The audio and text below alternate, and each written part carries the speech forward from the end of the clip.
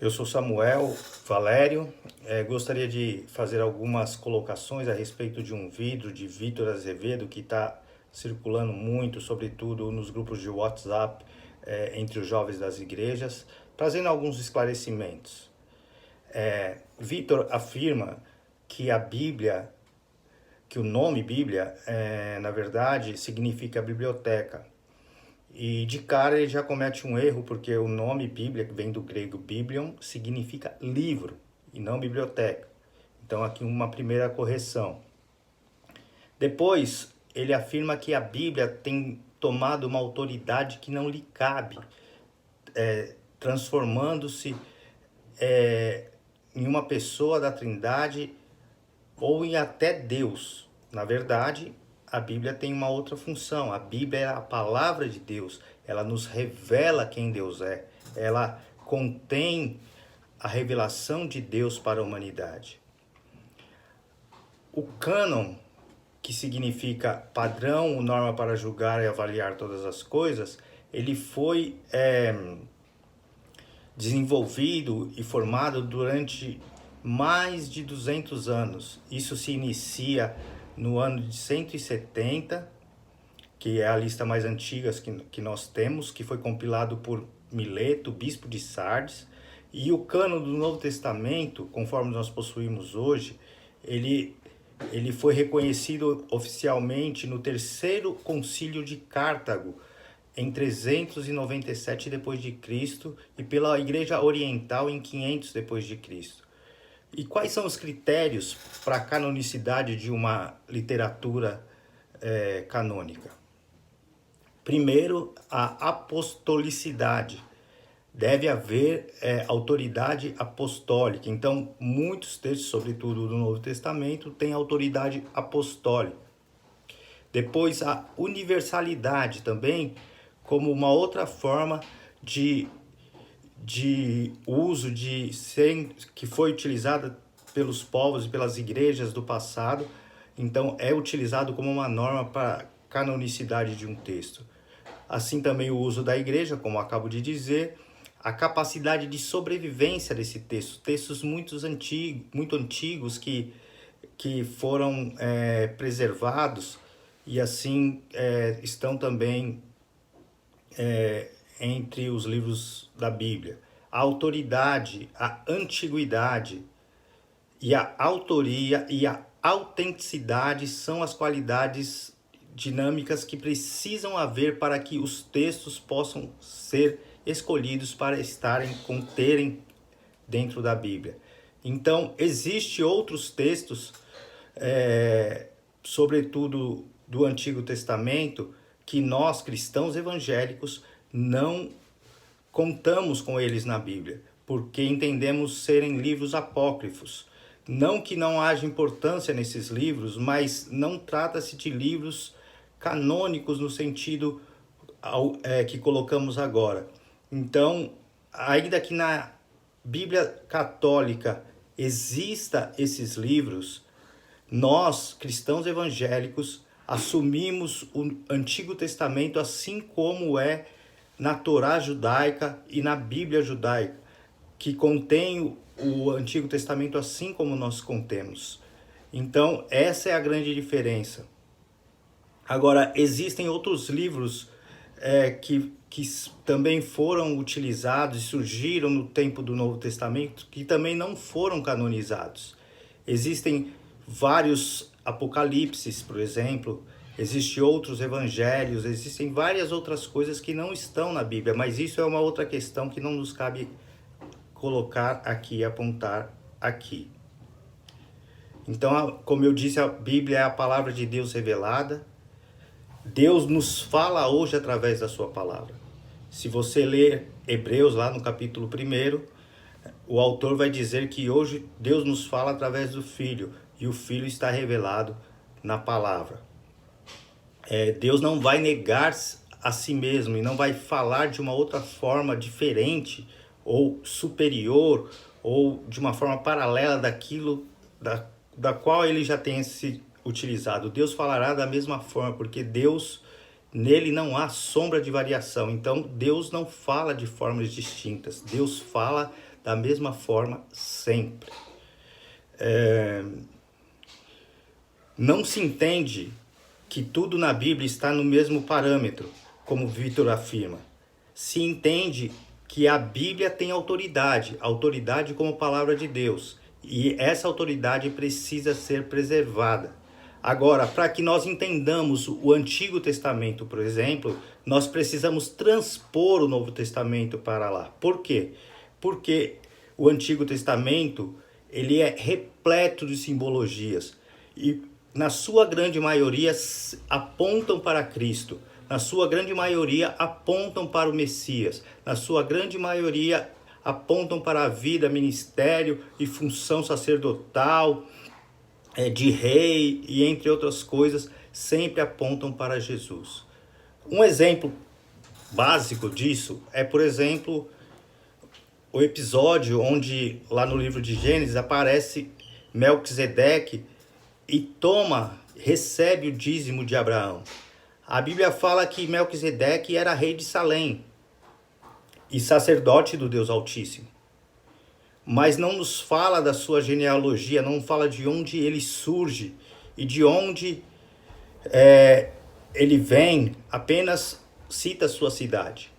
Mas, quando nós lemos o autor aos Hebreus, ele refere-se ao ministério sacerdotal de Cristo como segundo a ordem de Melquisedeque. Por quê? Porque o Melquisedeque representa, ali no Antigo Testamento, um sacerdócio perpétuo, onde não há início, meio ou fim. E o sacerdócio de Cristo também não tem começo nem fim, porque Cristo é antes de todas as coisas. Ele fala que ele é desde antes da fundação do mundo. Portanto, o Cristo revelado a nós é sacerdote segundo a ordem de Melquisedeque. Jesus não nasceu na tribo de Levi, Jesus nasceu na tribo de Judá, né? Belém ficava na Judéia, então Cristo nasce na tribo de Judá. E mesmo assim, ele é o nosso sumo sacerdote. O sacerdócio no Antigo Testamento, depois da lei revelada a Moisés, foi todo desenvolvido na linhagem da tribo de Judá. Mas Jesus, que é sacerdote segundo o sacerdócio de Melquisedeque, é da tribo de Judá e não da tribo de Levi. Então existem pequenas confusões que ele faz aqui durante a sua fala. Depois,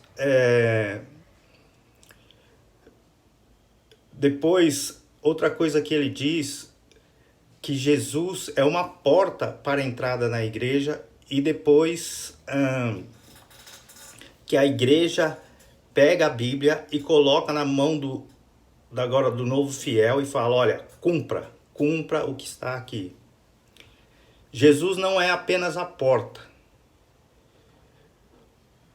mas Jesus também, ele é o caminho, a verdade e a vida. Lá no Evangelho de João, ele fala que ele é a porta, mas ele também é o caminho, a verdade e a vida. E nós devemos segui-lo, nós devemos obedecê-lo, nós devemos nos inspirar na vida de Cristo. Depois, nos parece que fica um pouco solto na fala de Vitor, como que nós devemos nos comportar, porque se não há um padrão para seguirmos, como deve ser a nossa vida. Mas a carta de Paulo aos Efésios nos afirma que nós devemos chegar à estatura de varão perfeito. É só lermos lá Efésios 4, de 11 a 16, fala-nos a respeito disso. Então nós precisamos chegar à estatura de varão perfeito, precisamos chegar à estatura onde o Senhor nos quer levar. O Evangelho é o poder de Deus, de fato, como Vitor afirma. Lá em Romanos, fala-nos a respeito disso, que o Evangelho é o poder de Deus. Lá Romanos 1,16 fala-nos a respeito disso.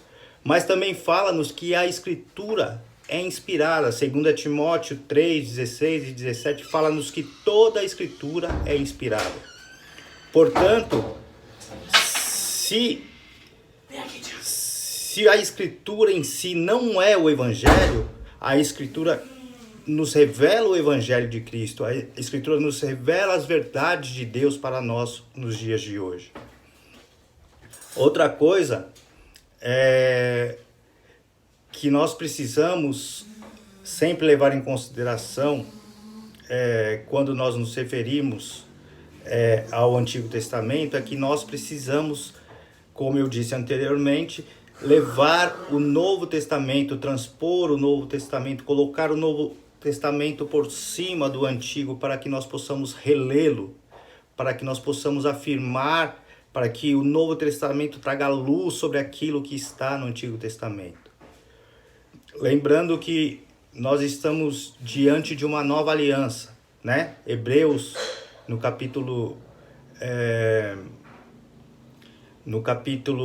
13 fala a respeito disso, ou melhor, no capítulo 12 fala-nos a respeito disso, Hebreus 12, 22 a 24, também Hebreus 9, 14 a 28, Hebreus capítulo 10 inteiro, ainda Hebreus 7, de 21 a 28, Efésios 2, de 1 a 13, 2 Coríntios 5, de 17 a 21, 2 Coríntios 3, de 4 a 6, nós estamos diante de uma nova dispensação, nós não estamos mais no tempo da lei.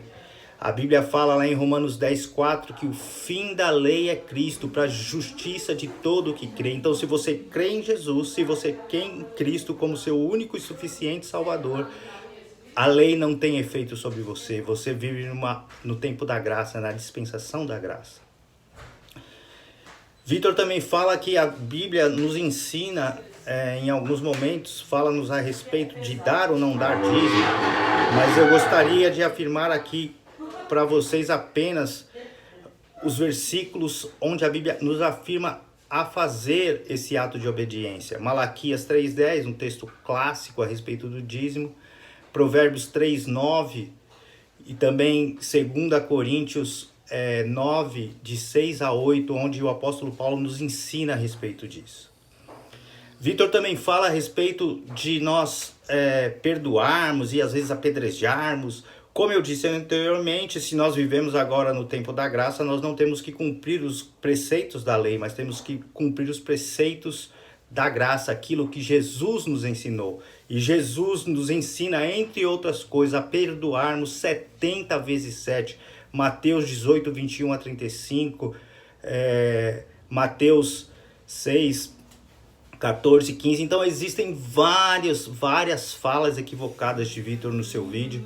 E eu não quero aqui, de maneira nenhuma, julgar a pessoa, o caráter de Vitor. Eu nem o conheço pessoalmente, mas aquilo que ele está afirmando nesse vídeo que está circulando, infelizmente tem trazido muita confusão.